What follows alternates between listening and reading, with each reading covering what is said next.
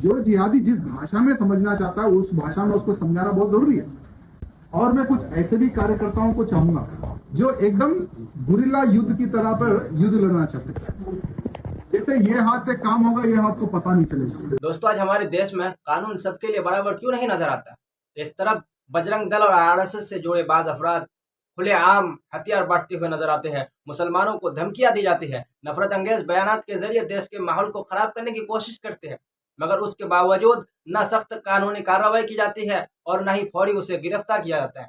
जबकि दूसरी तरफ उमर खालिद जैसे नौजवान जो आईने हिंद की बात कर रहे हैं, जो संविधान को बचाने की बात कर रहे थे, उन पर यह इल्जाम लगाया कि वो देश के माहौल को खराब कर रहे हैं और उसे 5 साल के लिए जेल के 4 दीवारी में बंद कर दिया।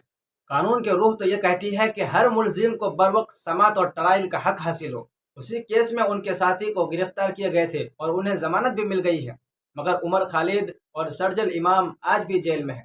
सवाल यह है कि एक ही मामले में कुछ लोगों को रिहाई और कुछ को तवेल कैद, क्या यही बराबरी का इंसाफ है? इसी दोहरे मैयार पर एक शायरी याद आती है कि अगर हम आह भी करें तो हो जाते हैं बदनाम, लोग अगर कत्ल भी करें तो चर्चे में नहीं आते। दोस्तों, सोशल मीडिया पर एक शख्स लिख रहे हैं कि नफरत फैलाने वाले को फौरन हिरासत में लेकर कानून के मुताबिक कार्रवाई की जाए।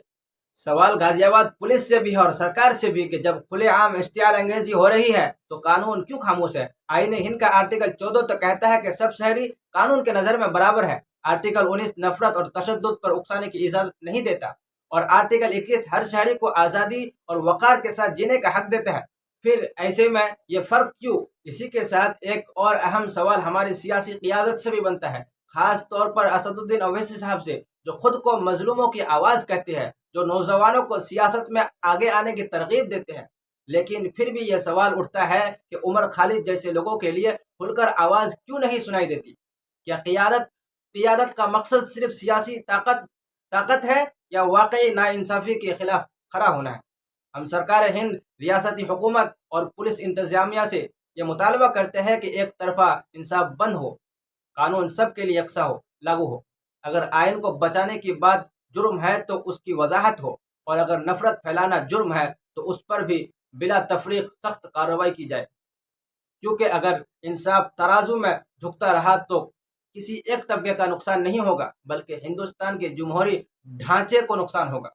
और आखिर में कुछ लाइनें याद आती है कि ज़बा बंदियाँ है, नज़र बंदियाँ है, हमारे लिए ही सारी पाबंदियाँ है। सताते हो तुम मजलूमों को सताओ, गिराते हो तुम मस्जिदों को गिराओ, मगर ये सोच के ज़रा जुल्म ढाओ, मजालिम का लबरेज जब जाम होगा तो हिटलर के जैसा ही अंजाम होगा। तुम्हारी है हमको मिटाने की ख्वाहिश तो सुन लो जिन्हें है मिटाने की ख्वाहिश, हमें भी है सर कटाने की ख्वाहिश।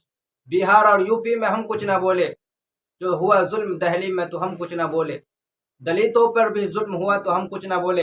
अगर यही जुल्म सितम होते रहेंगे तो क्या ये अहले ईमान यूं ही सोते रहेंगे? अक्सर हमारे कायद असदुद्दीन ओवैसी साहब ये कहते हैं कि हम मजलूमों के लिए आवाज़ है, हम मजलूमों की आवाज़ हर वक्त उठाते हैं। तो कायद साहब, तो असदुद्दीन ओवैसी साहब, आप उमर खालिद के लिए क्या किए? उनके लिए कब आवाज़ उठाए? सिर्फ अगर भाषण में बात कर लिए तो काफ़ी नहीं है। आप तो लंदन से डिग्री हासिल करके आए ना, आप तो वकालत की पढ़ाई किए ना। तो 5 साल में अगर आप उमर खालिद को रिहाई नहीं दिला सकते तो ऐसे डिग्री को कूड़ेदान में फेंक दीजिए। इस पर आपकी क्या राय है दोस्तों? कमेंट सेक्शन में ज़रूर बताएं। और अगर आप हमारे चैनल पर नए हैं तो चैनल को भी सब्सक्राइब कर ले और बेल नोटिफिकेशन को भी ऑल कर दे ताकि हमारे वीडियो की नोटिफिकेशन सबसे पहले आप तक पहुंचे।